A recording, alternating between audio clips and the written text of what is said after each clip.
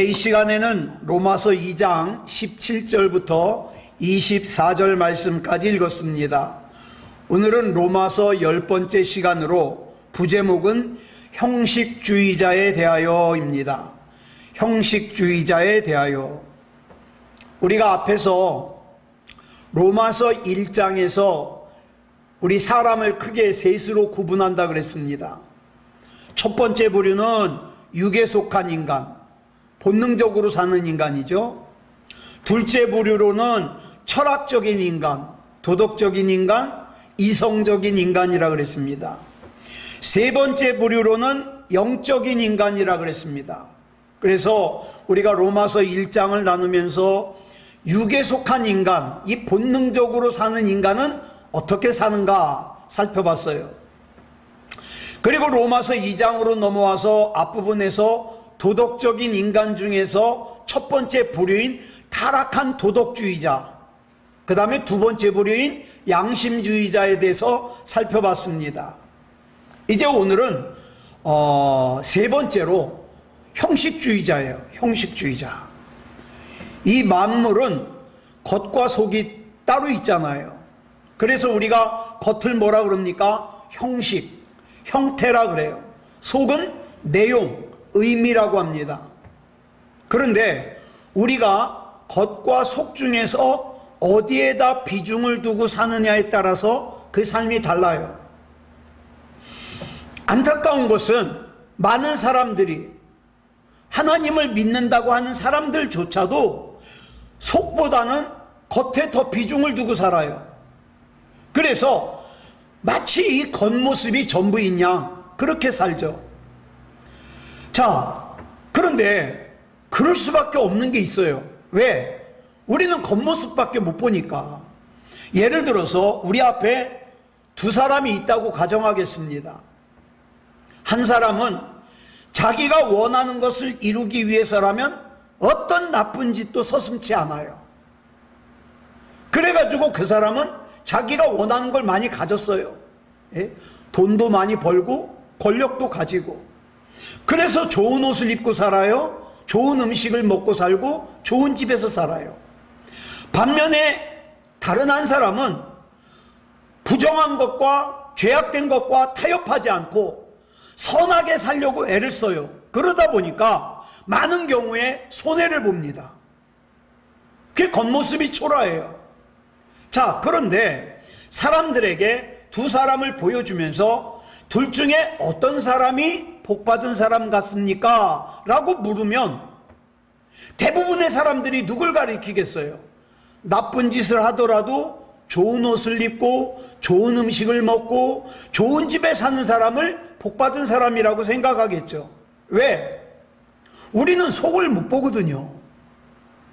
만약에 사람의 속을 볼 수만 있다면 그 사람의 겉모습이 아무리 그럴듯해 보여도 그 속에 영원한 생명이 있는가 없는가, 진리가 있는가 없는가, 예수 그리스도께서 계시는가 안 계시는가, 이걸 판가름해가지고 복 있는 사람인지 아닌지를 알겠는데 우리는 속을 몰라요. 예수님을 믿는 사람들조차도 도대체 저 속에 뭐가 있는지 몰라요. 창세기 19장을 보면 소돔성에서 살던 롯의 얘기가 나옵니다. 이 롯이 살고 있던 소돔이라는 곳은요, 아주 타락할 대로 타락한 곳이에요. 그래서 하나님께서 천사를 롯에게 보내가지고 이 소돔성을 불로 심판할 거니까 네 가족들을 데리고 도망가라, 이렇게 알려줬어요. 그러자 이 롯이 자기 예비 사위들에게 달려가서 14절에서 이렇게 말을 합니다. 우리 빨간색만 읽어볼까요? 시작. 여호와께서 이 성을 멸하실 터이니 너희는 일어나 이곳에서 떠나라. 자, 보세요. 롯이 하는 말을 잘 보세요. 떠나라예요, 떠나자예요? 떠나라예요. 이거 굉장히 달라요. 예? 떠나라는 뭡니까? 나는 있을 테니까 너희는 가라, 이 말이죠. 떠나자는 같이 가자, 이 말이죠. 자, 여기서 떠나라고 한 것은 자긴 떠나지 않겠다는 거예요. 그 나중에 보면 어떻습니까? 롯이 안 갈라 그러니까 막 천사들이 롯의 손을 억지로 끌어가지고 성 밖으로 대피를 시켜요. 그런데 롯은 성을 나와서도 멀리 가질 못하고 소돔과 가장 가까운 소알이라는 곳에 머물죠. 그러다가 소돔 성이 심판당한 걸 보고 무서워가지고 그때서야 옮겨요. 자, 왜 그럴까요?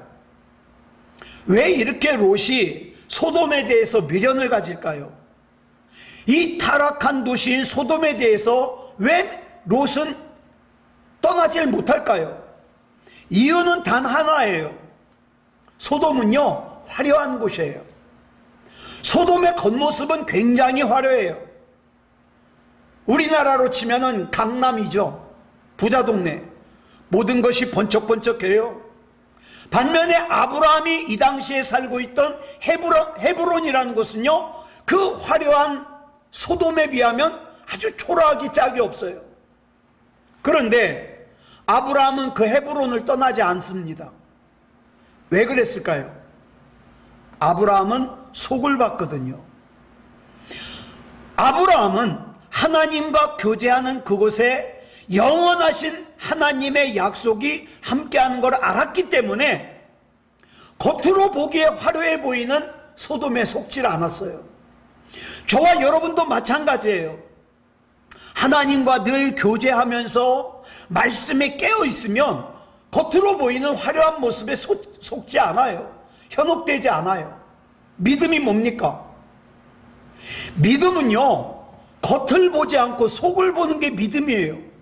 그렇기 때문에 믿음이 있는 사람은요, 겉치장보다 어디를 치장합니까? 속을 치장을 하죠. 왜요? 사무엘상 16장 7절에 그 이유가 나와요. 같이 읽겠습니다. 빨간색만 시작. 내가 보는 것은 사람과 같지 아니하니 사람은 외모를 보거니와 나 여호와는 중심을 보느니라. 우리 하나님은, 저와 여러분이 믿는 하나님은 외모를 보시는 분이 아니라 중심을 보시는 분이에요. 이걸 안다면 하나님께서 중요하게 생각하는 중심을 가꾸겠죠. 그렇게 중심을 가꾸는 사람이 뭐라고요? 믿음의 사람이라는 거예요. 그럼 죄가 뭡니까?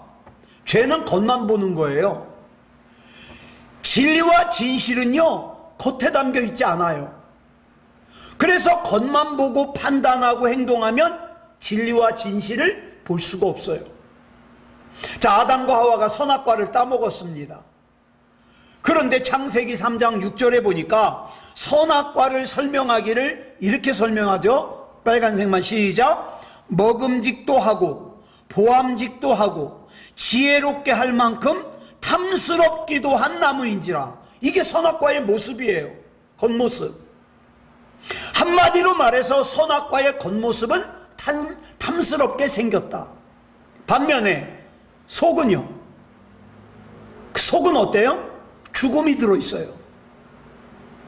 이걸 먹으면 정령 죽으리라.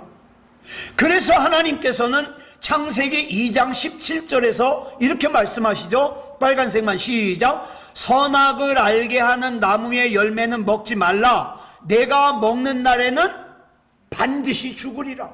반드시 죽으리라. 경고하셨어요.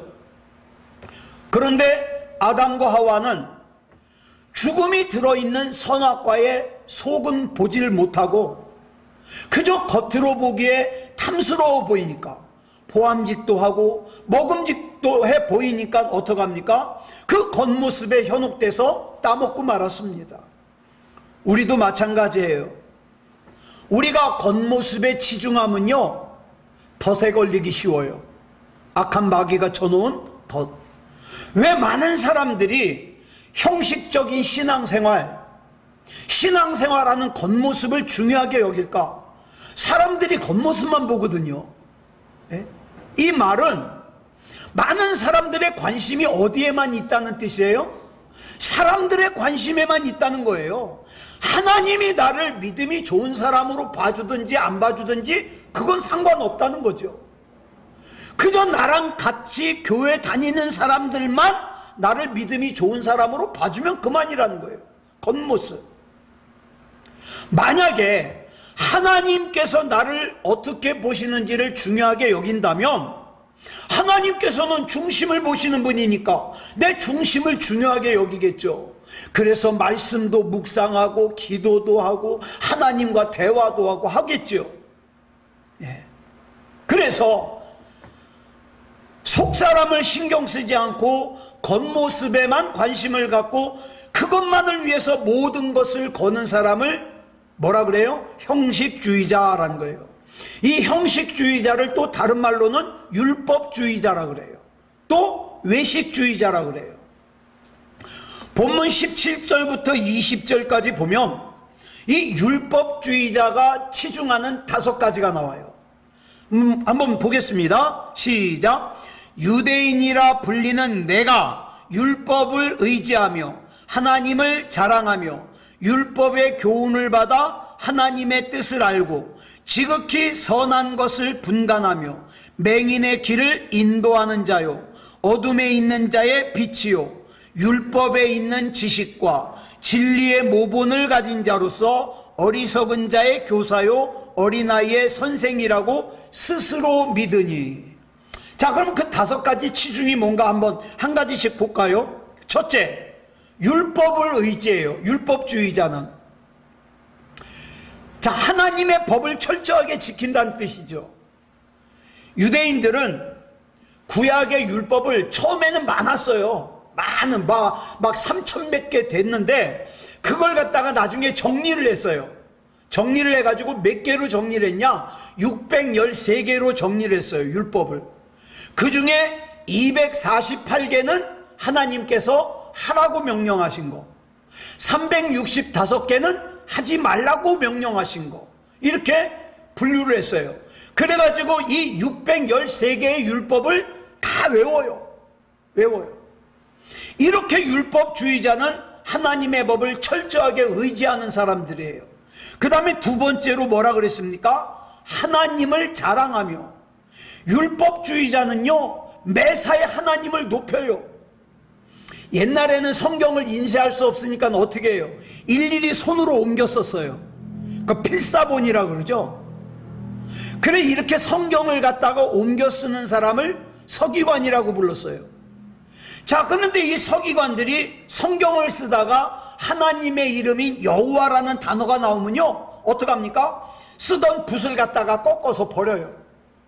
그리고 가가지고 목욕을 탁 하고 와가지고 새 붓을 갖다가 여호와라고 썼어요. 게다가 이제 회당에서 성경을 읽다가 여호와라는 단어가 나오면 하나님의 이름을 함부로 부를 수 없다 그래서 어떡합니까? 여호와라는 이름이 나오면 읽지 않고 어떻게 해요? 하늘을 한번 이렇게 쳐다봐요.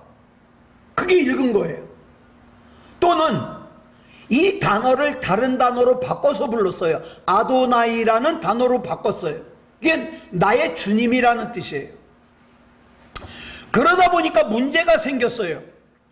히브리어라는 이 글자는요 모음이 없어요. 자음만 있어요. 그래가지고 앞에서 이 말을 어떻게 읽었는지를 듣고 배우는 거예요. 자, 그런데 여호와는 사람들이 읽어요, 안 읽어요? 안 읽어요. 그러다 보니까 자음은 읽는데 이 자음을 어떻게 읽는지를 몰라요, 사람들이. 그 지금도 그 히브리어를 여호와가 맞다, 야훼가 맞다, 혼란스러운 거예요. 예를 들어서 우리나라 글자에 기역과 디귿이 있어요. 자, 모음이 없어요. 자, 그런데 이 자음만 기역과 디귿이 있으니까 뭐예요?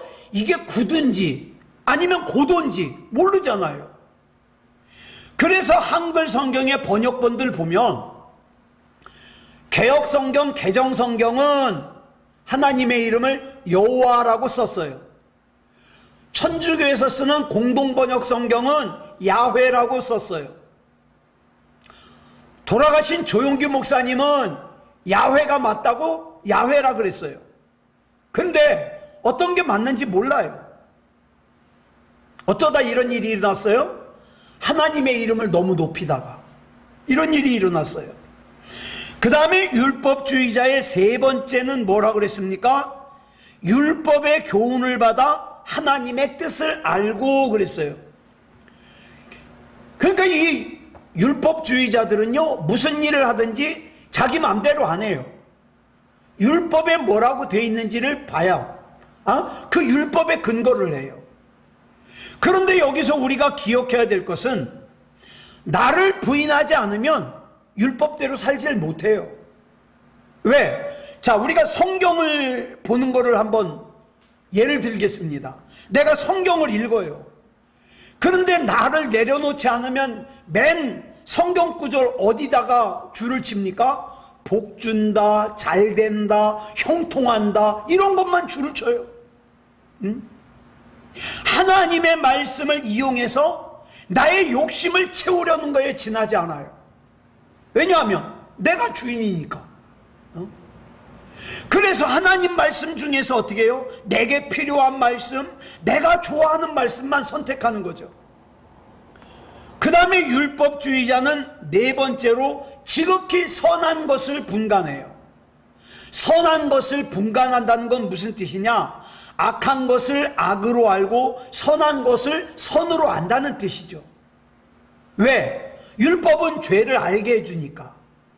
그 다음에 율법주의자는 다섯 번째로, 우리 같이 읽어볼까요? 시작. 맹인의 길을 인도하는 자요, 어둠에 있는 자의 빛이요, 율법에 있는 지식과 진리의 모본을 가진 자로서 어리석은 자의 교사요, 어린아이의 선생이라고 스스로 믿으니. 자, 율법주의자들은 자기가 이렇게 율법을 잘 아니까 선생이라는 거예요. 자꾸 누굴 가르치려고 그래요. 우리 주변에 있는 사람들 가운데 그런 사람들이 있어요. 자꾸 가르치려고 그래요. 가르치려고. 자, 이상의 율법주의자의 다섯 가지 특징을 보면 다 좋은 거예요. 좋아요. 율법을 의지하고 율법을 받았으며 율법대로 살려고 애를 써요. 그래서 이 율법주의자들은 말끝마다 하나님의 말씀을 강조해요. 그래서 적어도 겉으로 볼 때에는 믿음이 좋은 사람이에요. 완벽한 신앙인으로 보여요. 그런데 한꺼풀 벗겨보니까 그 속에 뭐가 들어있어요? 그 속에 들어있는 걸 그 다음 21절부터 24절에 설명하고 있어요. 같이 보겠습니다. 시작. 그러면 다른 사람을 가르치는 내가 내 자신은 가르치지 아니하느냐? 도둑질하지 말라 선포하는 내가 도둑질하느냐? 간음하지 말라 말하는 내가 간음하느냐? 우상을 가증히 여기는 내가 신전 물건을 도둑질하느냐? 율법을 자랑하는 내가 율법을 범함으로 하나님을 욕되게 하느냐? 기록된 바와 같이 하나님의 이름이 너희 때문에 이방인 중에서 모독을 받는도다. 자, 이거 볼까요? 첫째, 어떻다 그랬어요? 실상은 다른 사람을 가르치는 내가 내 자신은 가르치지 않느냐? 여기서 말하는 내 자신이 뭐겠어요? 속사람. 그렇게 다른 사람에게는 신앙생활 잘하라고 소리치면서 네 속사람은 어떠냐 이 말이죠. 왜 안 가르쳐? 다른 사람을 열심히 가르치고 있지만 정작 가르치는 너의 속에 있는 속사람은 전혀 하나님의 말씀으로 가꾸어지지 않고 있구나, 이 뜻이에요. 그 다음 두 번째 볼까요? 도둑질하지 말라 선포하는 내가 도둑질하느냐? 자, 율법주의자들은요 법률로 그 많은 도둑질은 안 해요. 남의 물건을 훔친다든가 그런 건 안 해요. 그런데 하나님이 말씀하시기를 실상은 너희가 하나님의 걸 훔치는 도둑질을 일삼고 있구나. 자, 그러면 여기서 말하는 도둑질은 어떤 도둑질일까요? 예를 들면 고린도전서 6장 19절을 보면 이렇게 말씀하고 있죠. 시작. 너희 몸은 너희가 하나님께로부터 받은 바 너희 가운데 계신 성령의 전인 줄을 알지 못하느냐?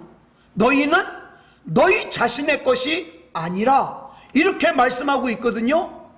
그러면 하나님의 영이 거하시는 성전인 우리 몸을 어떻게 사용해야 돼요? 하나님의 뜻에 맞게 사용해야 되죠. 그런데 실상은 자기 마음대로 살아요. 자기 멋대로 살아요.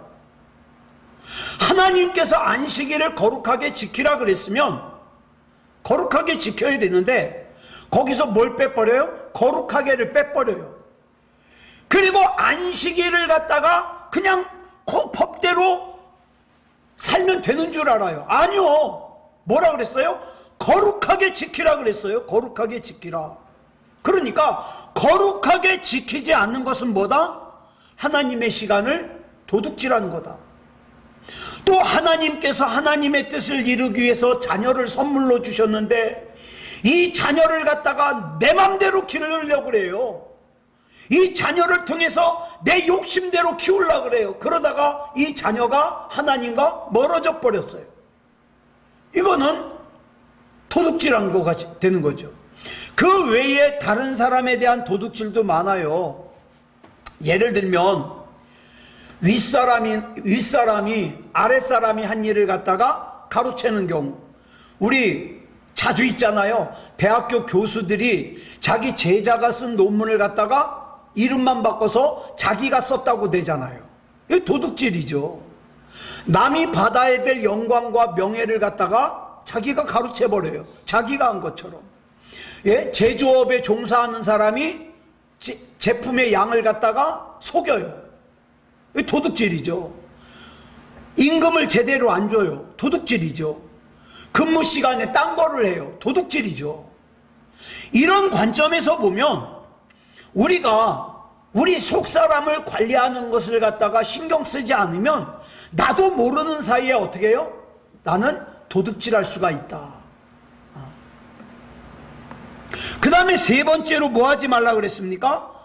간음하지 말라고 말하는 내가 간음하느냐.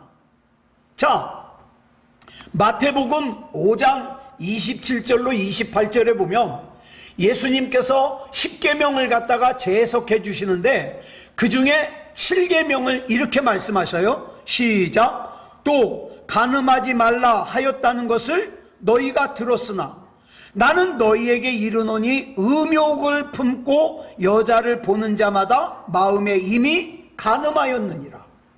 자, 율법주의자는요, 다른 여자와 몸을 맞대지만 않으면 간음한 것이 아니라고 생각했는데 예수님은 뭐라 그래요? 아니야!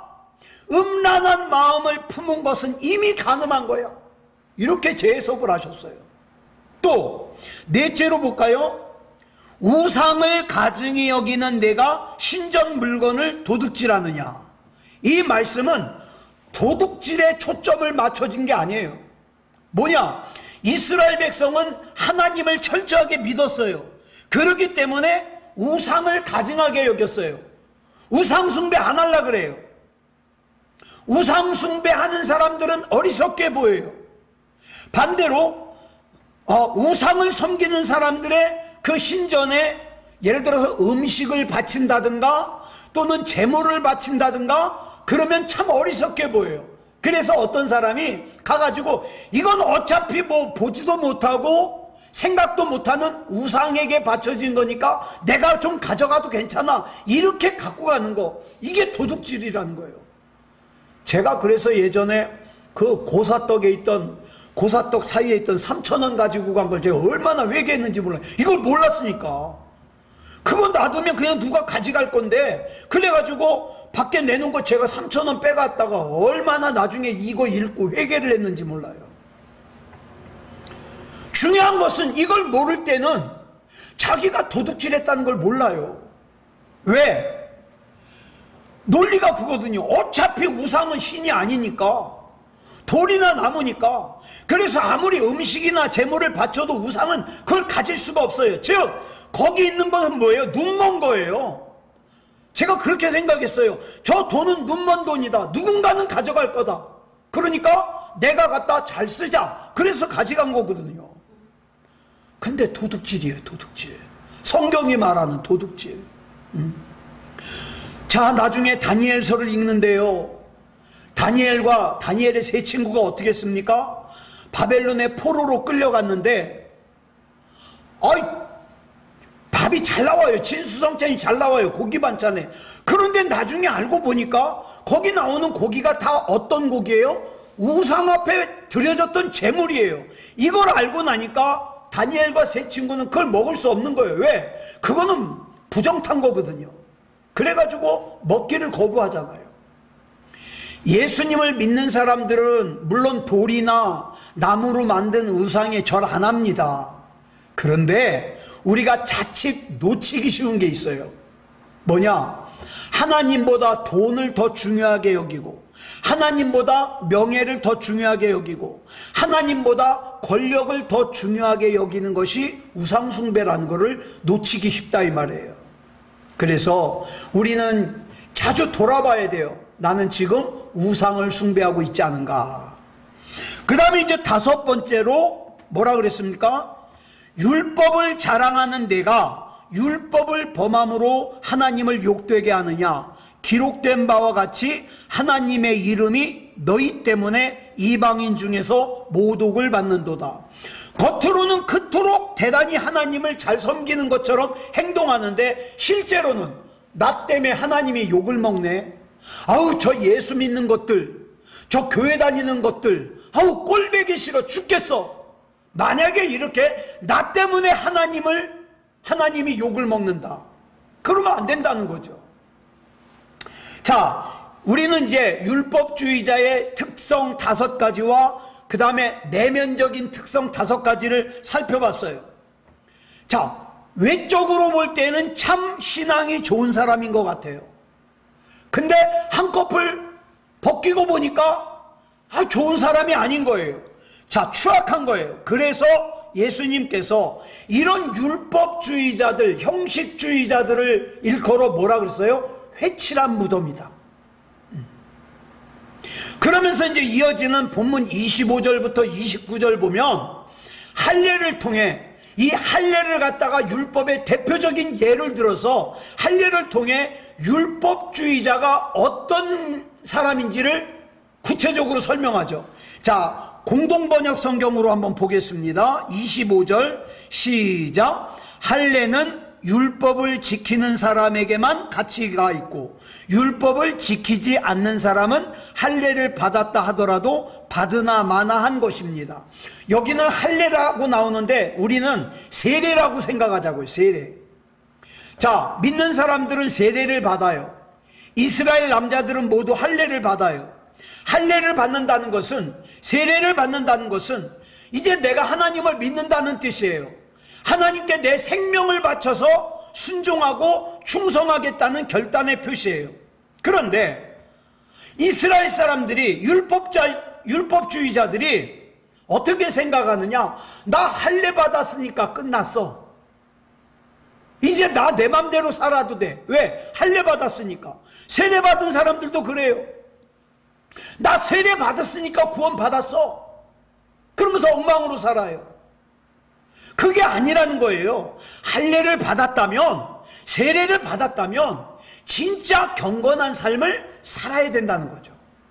그 다음에 26절 보겠습니다. 시작. 그러므로 할례를 받지 않은 사람이라도 율법이 명하는 것을 잘 지키기만 한다면 하느님께서는 그 사람도 할례 받은 사람이나 다름없이 보아주실 것이 아닙니까? 자, 외적으로 내가 할례를 받지 않았더라도, 또 어떤 사람이 세례를 받지 않았더라도 내 중심으로 하나님을 섬기고 말씀대로 사는 사람이라면 할례 받은 사람 아니에요? 세례 받은 사람 아니에요? 구원 받은 사람 아니에요? 그 뜻이죠. 자, 27절 보겠습니다. 시작. 실제로 할례를 받지 않고도 율법을 잘 지키는 사람은 오히려 할례를 받고 기록된 율법을 갖고 있으면서도 그 율법을 어기는 사람을 심판할 것입니다. 이 말씀은 속사람을 하나님 앞에 바로 세우는 사람을 하나님께서 쓰신다. 속사람을. 마지막으로 이제 28절부터 29절까지 이렇게 설명하고 있어요. 같이 읽겠습니다. 시작. 그러므로 유다인의 겉모양만 갖추었다 해서 참 유다인이 되는 것이 아니고 몸에 할례의 흔적을 지녔다고 해서 참 할례를 받았다고 할 수도 없습니다. 오히려 유다인의 속마음을 가져야 진정한 유다인이 되며 할례도 법조문을 따라서가 아니라 성령으로 말미암아 마음에 받는 할례가 참 할례입니다. 이런 사람은 사람의 칭찬을 받는 것이 아니라 하느님의 칭찬을 받습니다. 한마디로 말해서 심령에 예수 그리스도의 진리로 채우는 사람, 하나님의 말씀을 아는 것으로 그치는 것이 아니라 그 말씀대로 하나라도 순종하고 살려고 애쓰는 사람, 이런 사람이 진짜 율법주의자라 이 말이에요. 성경 지식은 많이 가지고 있지만 정작 속사람은 그 말씀대로 살지 않으면 참된 율법주의자가 아니죠. 외식하는 사람들의 특징이 뭐냐면 다른 사람을 많이 신경 써요. 다른 사람 눈치를 많이 봐요. 대부분의 사람들이 속을 보지 않고 겉만 보고 판단하기 때문이죠. 우리 역시 거기서 자유롭지 못해요. 다른 사람이 나를 어떻게 생각하는지, 나에 대해서 어떻게 말하는지 자유롭지 못해요. 그런데 물론 사람들이 나를 어떻게 보는지도 중요해요. 그런데 사람들이 나를 어떻게 보는지에는 민감하면서 정작 하나님께서 나를 어떻게 생각하는지에는 관심이 없다? 이건 심각한 문제죠. 심각한 문제예요. 그래서 우리 삶에서 하나님을 의식하는 시간을 조금만 늘리면 우리 삶은 크게 영적일 수 있어요. 내가 혼자 있을 때 하나님이 나를 어떻게 보실까? 하나님께서 나의 예배를 어떻게 받으실까? 이거 우리가 생각해야죠. 그래서 그렇게 사는 사람은 하나님을 기쁘시게 하고 하나님을 시원하게 하는 삶을 살 수 있다 이 말입니다. 아무쪼록 물론 사람들에게도 잘 보여야 돼요. 예, 덕이 돼야 돼요. 모본이 돼야 돼요. 그게 적어도 나 때문에 내가 믿는 하나님이 욕을 먹거나 나 때문에 내가 신앙생활하는 교회가 욕을 먹어서는 안 되겠다. 그래서 우리가 조금 더 하나님을 의식하는 그런 삶을 살기를 그리스도 예수님의 이름으로 축복합니다. 기도하겠습니다. 사랑하는 주님, 감사합니다. 오늘 이 시간 형식주의자에 대하여 살폈습니다. 많은 순간에 우리가 사람들 눈 의식합니다. 의식하지 않을 수가 없습니다.